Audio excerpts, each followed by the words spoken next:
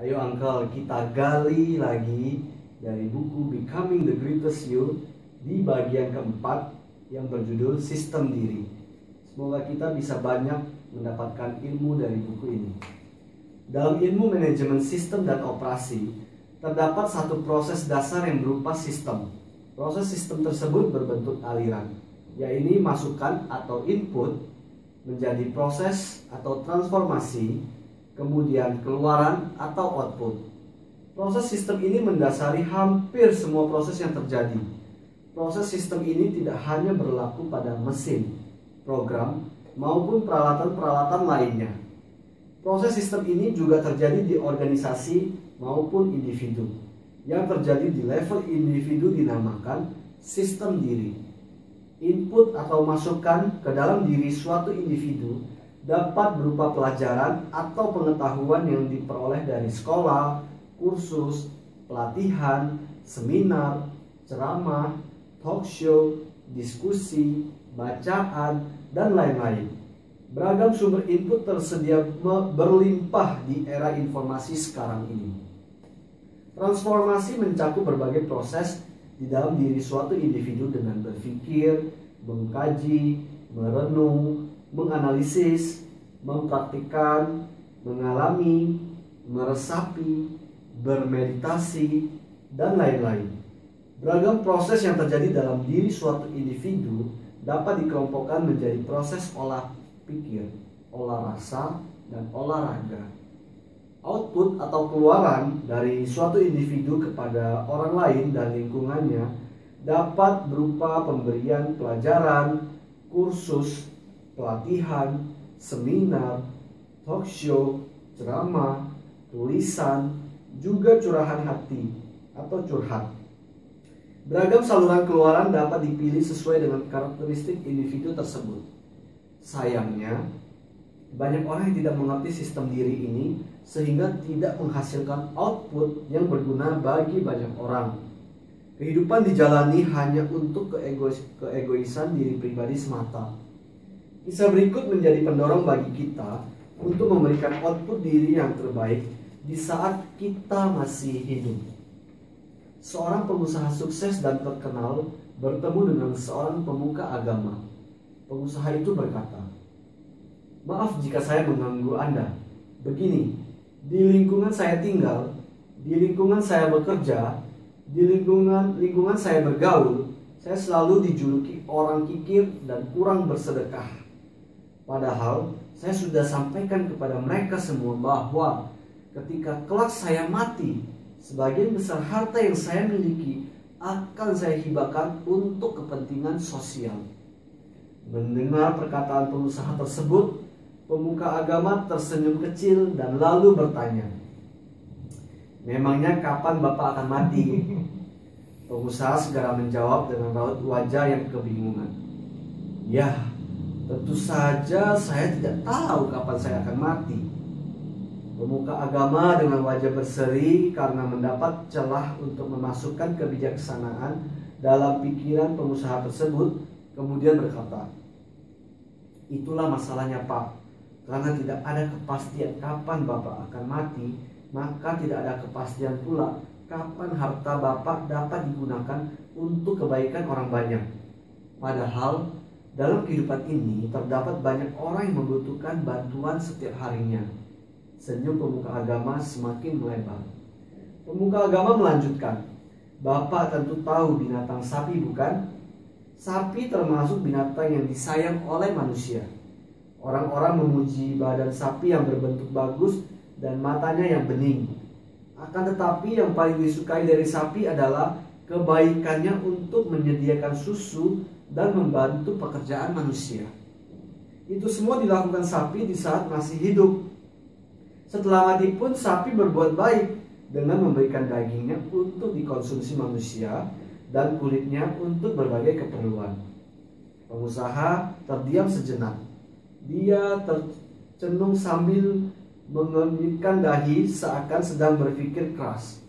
Akhirnya wajahnya berubah menjadi cerah dan dia pun tersenyum lebar. Dia sudah menyadari tanpa perlu dijelaskan lebih lanjut hubungan antara cerita pemuka agama dengan dirinya. Pengusaha itu mengerti yang dimaksudkan adalah kebaikan seyogyanya dilakukan selagi seorang masih hidup.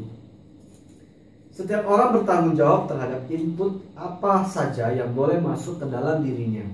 Dia juga bertanggung jawab atas proses-proses yang terjadi di dalam dirinya terhadap semua input yang sudah masuk. Selanjutnya, dia bertanggung jawab pula terhadap output yang dia keluarkan kepada orang lain dan sesama. Ada berbagai tipe orang yang ditinjau dari sistem dirinya. Tipe pertama adalah orang yang berhenti di tahap input atau disebut tipe stop input. Orang tipe pertama ini tidak mengizinkan dirinya menerima input dari berbagai sumber. Hal ini bisa terjadi karena terdapat halangan mental atau mental block dalam pikirannya. Contoh halangan mental misalnya, otak tidak sanggup belajar banyak, bukan keturunan orang pintar, tidak punya uang untuk biaya belajar, tidak punya waktu untuk belajar, dan lain-lain. Tipe kedua adalah orang yang berhenti di tahap proses atau disebut tipe stop proses. Orang tipe kedua ini bisa jadi telah banyak belajar dan menerima banyak input ke dalam dirinya. Akan tetapi, input-input tersebut tidak sama sekali atau sedikit sekali diproses di dalam dirinya. Input apapun yang masuk diterima saja dan dipercaya sepenuhnya tanpa diolah lagi. Tipe ketiga adalah orang yang berhenti di tahap output atau disebut tipe stop output. Orang tipe ketiga ini telah banyak belajar dan secara aktif memproses berbagai input yang masuk ke dalam dirinya. Akan tetapi, semuanya dipendam di dalam dirinya sendiri, disimpan untuk dirinya sendiri, atau karena dia tidak tahu cara yang tepat untuk mengeluarkan outputnya.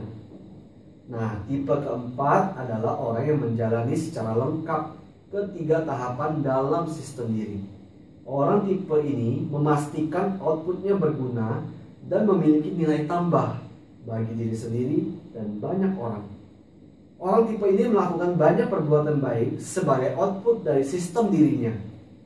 Orang tipe keempat membuat sistem dirinya menjadi putaran atau siklus. Berbagai masukan positif yang dia terima atas output yang telah dihasilkan, dia gunakan untuk mencari input baru yang sesuai. Kemudian dia memproses input baru tersebut secara tepat untuk menghasilkan output yang lebih baik. Inilah tipe pembelajar sejati yang terus bertumbuh dan mampu melakukan banyak kebaikan bagi orang lain dan sesama sepanjang kehidupannya. Segeralah melakukan analisis diri, lakukan secara jujur, kenali tipe orang dengan sistem diri apakah kita saat ini. Jadilah diri kita yang terbaik, keluarkan potensi, bakat, dan kemampuan terbaik yang masih terpendam di dalam diri kita untuk menjadi orang dengan sistem diri tipe keempat atau pembelajar sejati dalam kehidupan ini.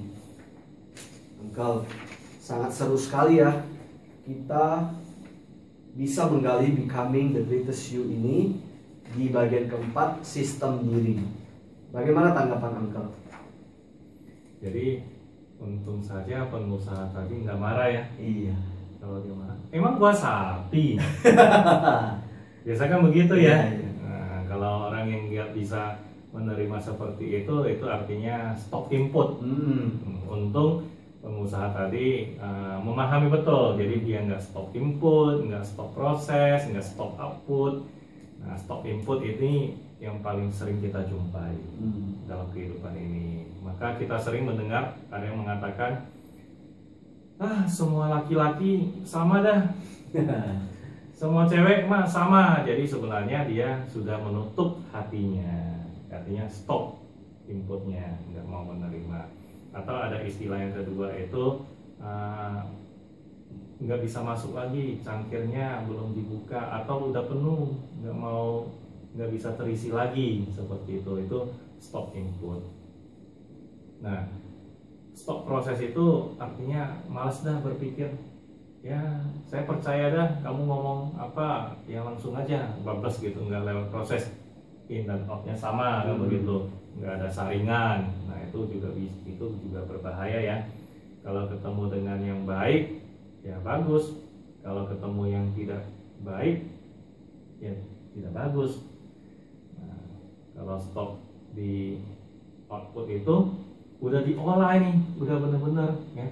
Misalnya udah bikin kue yang enak banget, tapi ya nggak disajikan buat keluarga, nggak open PO. Sekarang kan sedikit-sedikit open PO toh. Iya. Nah, jadi ya sayang sekali nggak bisa dinikmati. Jadi prosesnya sudah dilakukan, tetapi hasilnya nggak ada. Nggak maksimal. Nah, karena mungkin malu, karena mungkin ada banyak hambatan, padahal potensinya ada, tidak bisa keluar. Nah, di buku ini mengajak kita untuk bisa keluarkan potensi kita. Kalau kita stop di input, ya jangan stop di input dah, gitu. Ya buka pintu hatinya. Tidak semua cowok seperti itu, ya misalnya masih ada bro elders seperti itu, boleh dipertimbangkan. Nah, kemudian kalau sudah di input, nah di prosesnya jangan stop. Di output juga sama. Dengan demikian maka kita bisa mengeluarkan potensi di diri kita. Demikian bro elders.